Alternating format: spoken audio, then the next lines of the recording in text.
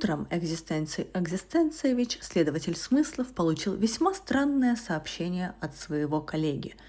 Помощь требовалась немедленная. Истерина Тревожникова не может расслабиться уже 12 лет. Врачи говорят, что все в норме. Но так ли это? На первый взгляд обычная женщина. Работа, дом, улыбки. Но спокойствие в ее жизни отсутствует как явление. Факты, которые зафиксировал следователь. Напряженная челюсть, поверхностное дыхание, контроль и бессонница.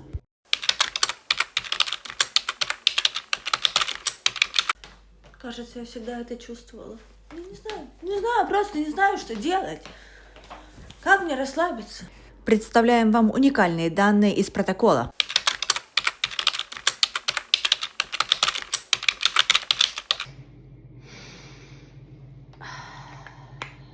Кажется, мы напали на след.